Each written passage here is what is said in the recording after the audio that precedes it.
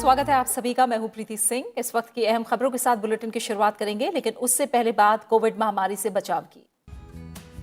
Corona महामारी के खिलाफ पूरा देश एकजुट होकर लड़ रहा है। आप भी हमारे साथ सुरक्षा और बचाव के एहतियाती उपायों का संकल्प लें। अपना मास्क अच्छी तरह से पहनें, 2 गज की दूरी का पालन करें, सुरक्षित दूरी बनाए रखें, साथ ही हाथों को बार बार धोएं।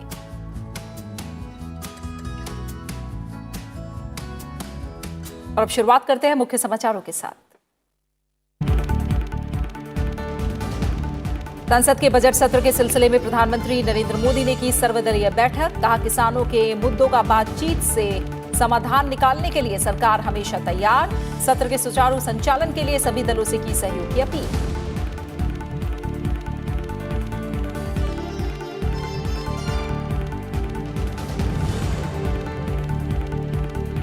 बजट सत्र के दौरान सरकारी कामकाज के एजेंडे में 38 विषय। संसदीय कार्य मंत्री प्रहलाद जोशी ने दी जानकारी। कहा, 33 विधेयक और वित्तीय कामकाज से जुड़े 5 विषयों के अलावा 4 अध्यादेशों के लिए भी लाए जाएंगे विधेयक।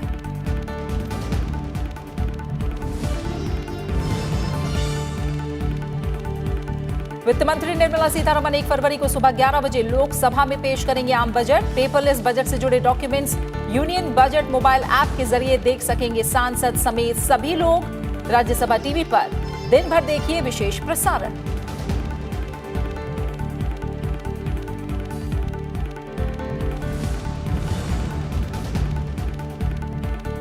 और राष्ट्रपिता महात्मा गांधी की 73वीं पुण्यतिथि पर देश ने किया याद।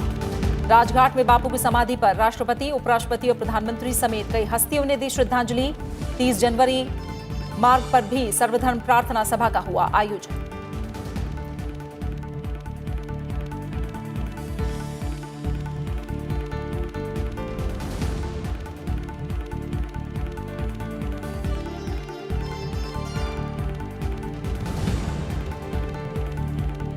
और देश भर में अब तक 35 लाख से अधिक स्वास्थ्य कर्मियों को लगे कोविड टीके। कोरोना से स्वस्थ होने की दर बढ़कर 96.98% हुई। सक्रिय मामलों की संख्या कुल संक्रमित मामलों का 1.58%।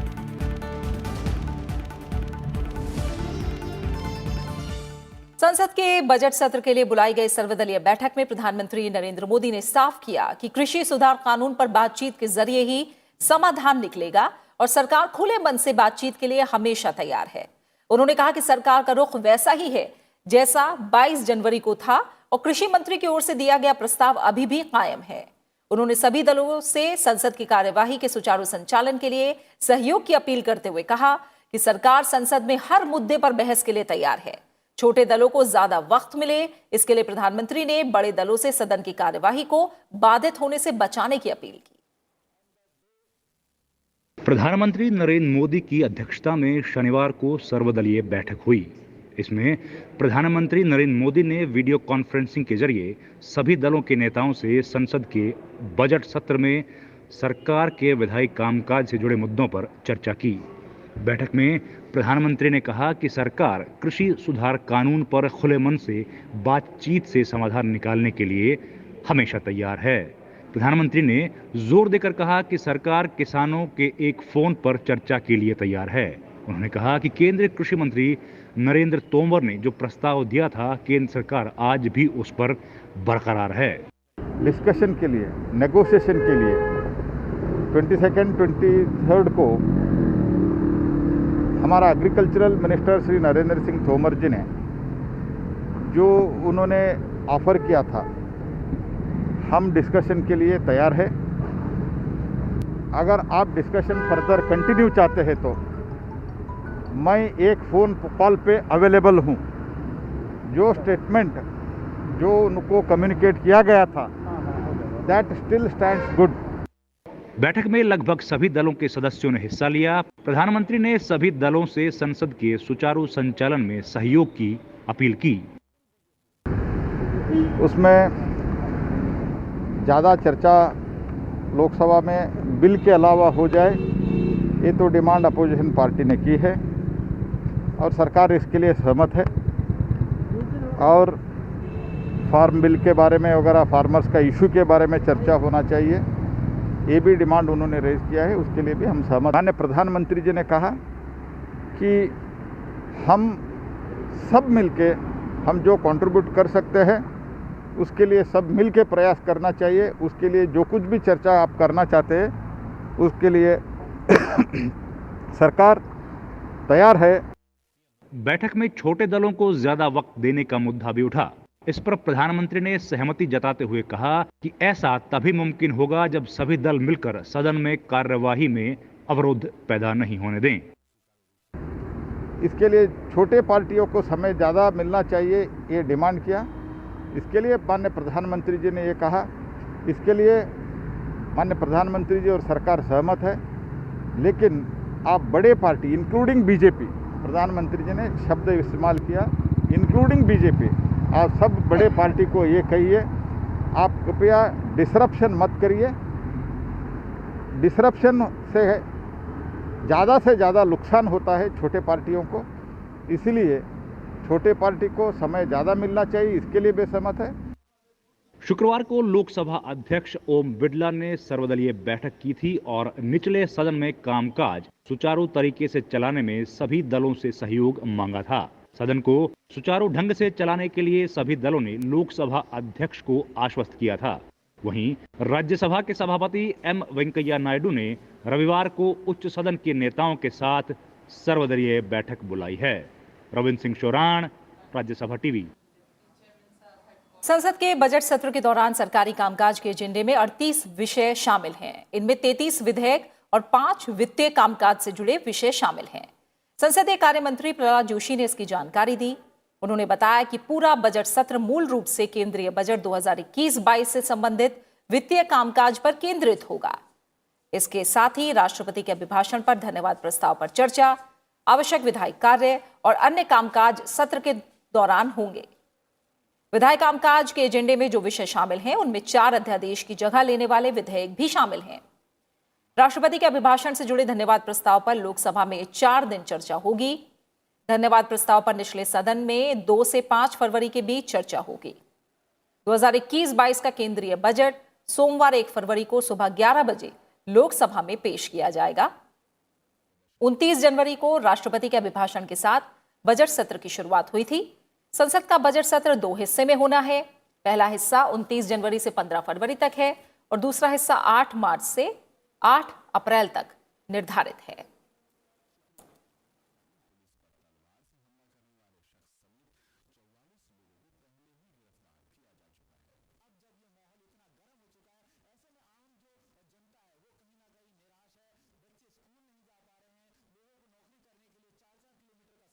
संसद के बजट सत्र 1 फरवरी को वित्त मंत्री निर्मला सीतारमण लोकसभा में सुबह 11 बजे वित्त वर्ष 2021-22 का आम बजट पेश करेंगे। इस बार पेपरलेस बजट पेश किया जाएगा। यूनियन बजट मोबाइल ऐप के जरिए सांसद और आम जनता बजट से जुड़े डॉक्यूमेंट्स देख सकेंगे।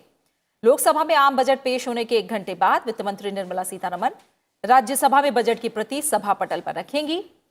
आप राज्यसभा टीवी पर 1 फरवरी को दिन भर आम बजट पर विशेष प्रसारण देख सकते हैं।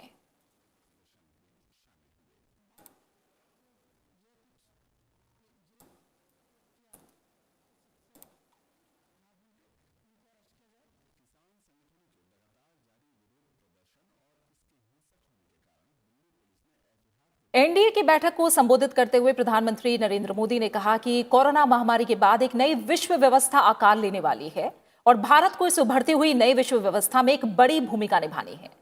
संसदीय कार्य मंत्री प्रहलाद जोशी ने इसकी जानकारी दी।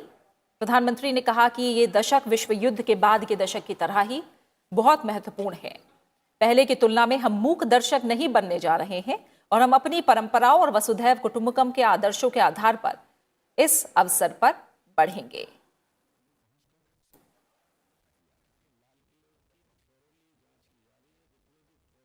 देश ने आज राष्ट्रपिता महात्मा गांधी को उनकी 73वीं पुण्यतिथि पर श्रद्धांजलि अर्पित की। राष्ट्रपति रामनाथ कोविंद, उपराष्ट्रपति एम वेंकैया नायडू और प्रधानमंत्री नरेंद्र मोदी ने राष्ट्रपिता महात्मा गांधी को उनके बलिदान दिवस पर श्रद्धांजलि अर्पित की।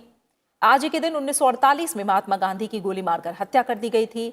इस दिन को शहीद दिवस के रूप में भी मनाया जाता है।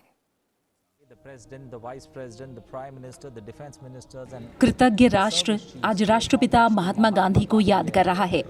इस मौके पर बापू के समाधि राजघाट पर विशेष कार्यक्रम आयोजित किया गया। राष्ट्रपति रामनाथ कोविंद ने श्रद्धांजलि अर्पित की। राष्ट्रपति ने अपने संदेश में कहा कि आज राष्ट्रपिता महात्मा गांधी के अमर बलिदान के दिन कृतज्ञ राष्ट्र की ओर से उनकी पुण्य स्मृति को मैं नमन करता हूँ। शांति, अहिंसा, सादगी, साधनों की पवित्रता और विनम्रता के उनके आदर्शों का हमें पालन करना चाहिए।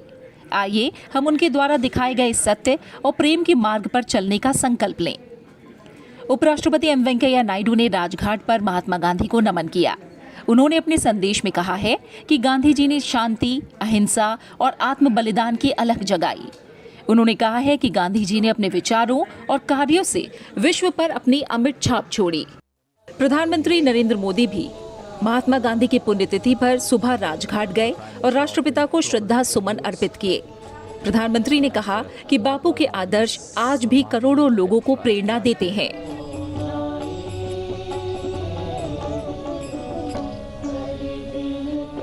प्रधानमंत्री ने कहा है कि गांधी जी के बलिदान दिवस पर हम उन महान महिलाओं और पुरुषों के बलिदान को याद करते हैं जिन्होंने अपना जीवन भारत की स्वतंत्रता और प्रत्येक भारतीय के कल्याण के लिए समर्पित किया है। रक्षा मंत्री राजनाथ सिंह समेत कई केंद्रीय मंत्रियों और जानी मानी हस्तियों ने भी बापू को श्रद्धांजलि दी। इसके अलावा chief of defence staff general Bipin Rawat, तीनों सेनाओं के अध्यक्ष ने भी बलिदान दिवस के अवसर पर राजघाट में बापू को श्रद्धांजलि अर्पित की। इस अवसर पर राजघाट में सर्वधर्म प्रार्थना सभा का आयोजन किया गया।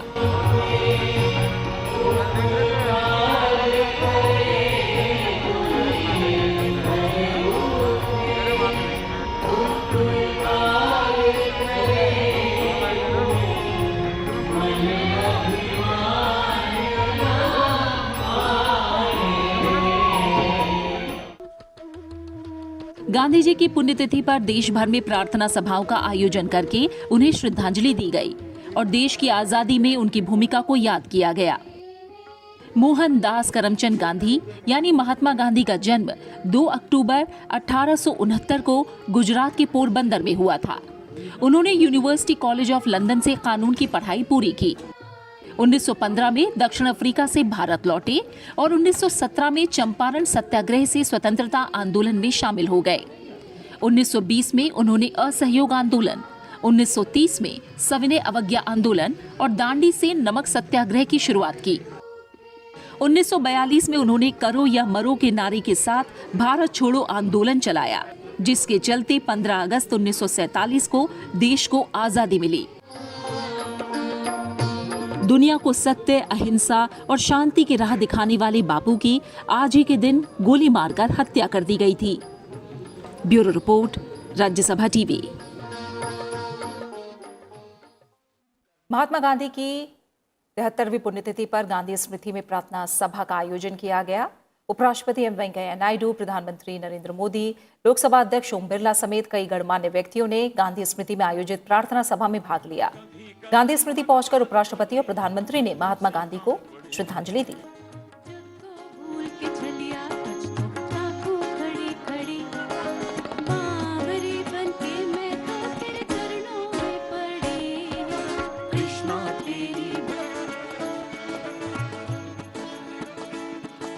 चली नाव गंगा की धारा,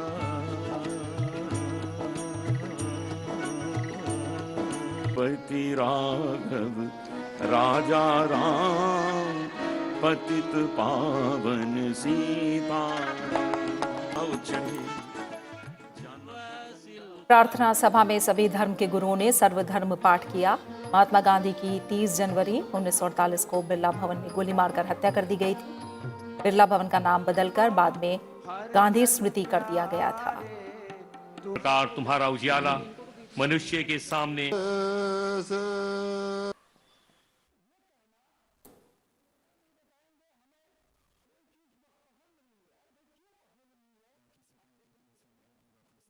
खबरें जारी है, लौट रहे हैं एक छोटे से ब्रेक के बाद।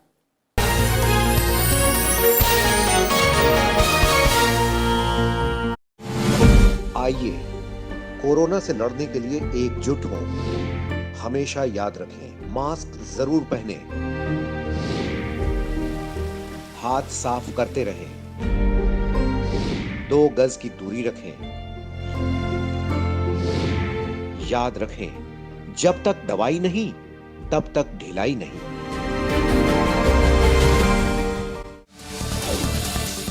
देखिए देश देशांतर रात 8:30 पर सिर्फ राज्यसभा टेलीविजन पर।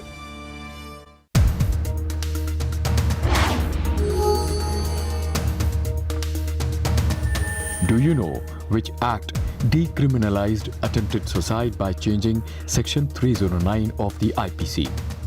Your options are A. The Mental Health Care Act 2017, B. Mental Health Act 1987, C.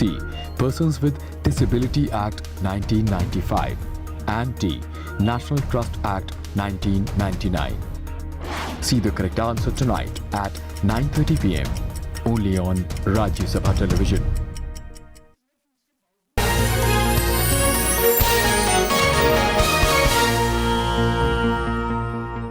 राष्ट्रपति रामनाथ कोविंद ने आज पल्स पोलियो कार्यक्रम 2021 के पहले चरण की शुरुआत राष्ट्रपति भवन में एक बच्चे को पोलियो खुराक पिलाकर की। इस अवसर पर देश की प्रथम महिला सविता कोविंद, स्वास्थ्य मंत्री डॉक्टर हर्षवर्धन और स्वास्थ्य राज्य मंत्री अश्विनी कुमार चौबे भी उपस्थित थे। कल पोलियो टीका पिलाने का पहला दिन होगा। इसे राष्ट्रीय टीका दिवस या पोलियो रविवार भी कहा जाता है।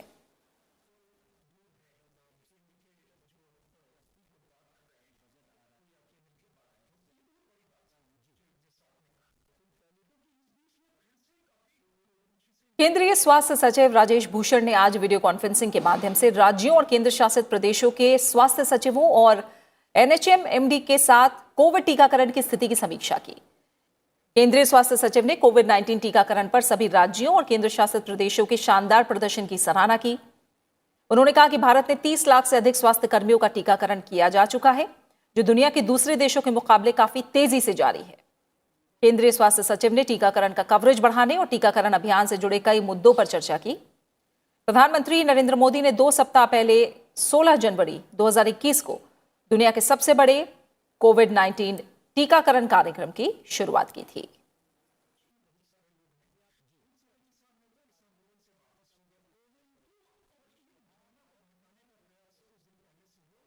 भारत ने अपने कोविड-19 टीकाकरण अभियान को भी काफी आगे बढ़ाया है।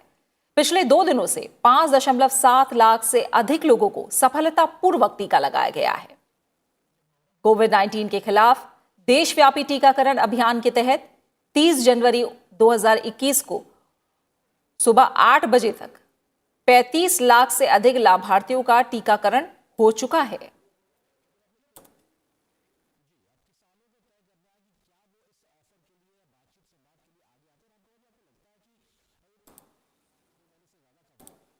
भारत में कुल सक्रिय मामलों की संख्या घटकर आज 1,70,000 से कम रह गई।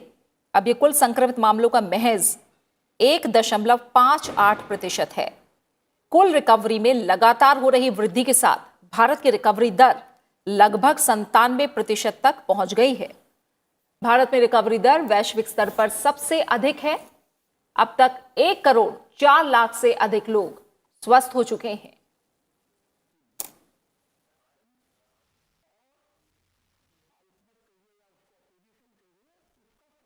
इजराइल दूतावास के पास कल हुए विस्फोट के सिलसिले में एनएसजी की टीम आज घटनास्थल की जगह पहुंची और धमाके में इस्तेमाल विस्फोटक के बारे में सबूत इकट्ठा किए। दिल्ली पुलिस क्राइम ब्रांच की टीम भी बम ब्लास्ट केस की जांच कर रही है। समाचार एजेंसी एएनआई ने दिल्ली पुलिस के हवाले से बताया कि दिल्ली पुलिस की स्पेशल सेल कल की घटना के सिलसिले में राजधानी में रह रहे कुछ विदेशी नागरिकों से पूछताछ कर रही है। इस बीच इजराइल के राजदूत रॉन मल्का ने दिल्ली में इजरायली दूतावास के पास हुए धमाके को आतंकी हमला करार दिया। न्यूज एजेंसी पीटीआई से बातचीत में उन्होंने कहा कि इस हमले को आतंकी हमला मानने के पर्याप्त कारण है। पिछले कुछ हफ्तों से खुफिया जानकारी के आधार पर अलर्ट को बढ़ाया गया था। Well, the investigation is ongoing, still gathering all the pieces and the evidence that we get from the scene and pieces of information from all over. There is a full collaboration between the Indian authorities and the Israeli authorities. And as of now, our assumption, strong assumption, that it is a terror attack that targeted the Israeli embassy Fortunately, as you mentioned, nobody was hurt, and all the diplomats and their families are safe. 26 जनवरी को किसान tractor rally के दौरान लाल किले पर हुई हिंसा की जांच जारी है। इस बीच आज फॉरेंसिक विशेषज्ञों की एक टीम ने लाल किला पहुंचकर सैंपल्स को कलेक्ट किया।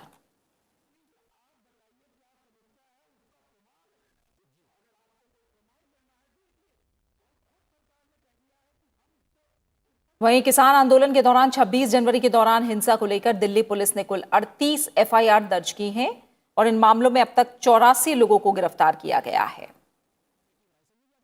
इस बीच केंद्रीय गृह मंत्रालय ने 31 जनवरी को रात 11 बजे तक के लिए सिंघू, गाजीपुर, टिकरी बॉर्डर और उनके आसपास के इलाकों में इंटरनेट सेवाओं को अस्थायी रूप से बंद करने का आदेश दिया है। इस बीच हरियाणा के अंबाला, यमुनानगर, कुरुक्षेत्र, करनाल, कैथल, पानीपत, हिसार, जींद, रोहतक, भिवानी, चरखी दादरी, फतेहाबाद, रेवाड़ी, सोनीपत, पलवल और झज्जर में वॉइस कॉल को छोड़कर इंटरनेट सेवाएं कल शाम 5 बजे तक बंद कर दी गई हैं।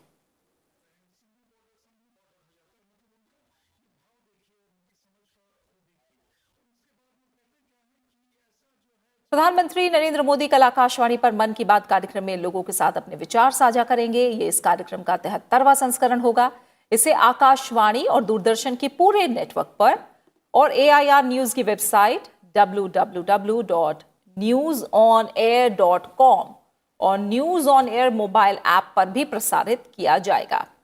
कार्यक्रम को आकाशवाणी, दूरदर्शन समाचार, प्रधानमंत्री कार्यालय और सूचना और प्रसारण मंत्रालय के YouTube चैनलों पर लाइव स्ट्रीम किया जाएगा।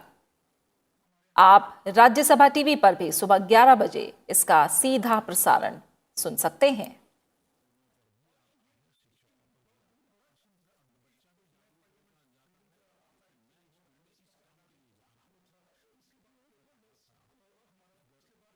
और इसी के साथ फिलहाल इस बुलेटिन में इतना ही, लेकिन चलते चलते एक बार फिर आपसे अपील। कोरोना महामारी के खिलाफ पूरा देश एकजुट होकर लड़ रहा है। आप भी हमारे साथ सुरक्षा और बचाव के एहतियाती उपायों का संकल्प लें। अपना मास्क अच्छी तरह से पहने, 2 गज की दूरी का पालन करें, सुरक्षित दूरी बनाए रखें, साथ ही हाथों को बार बार धोएं।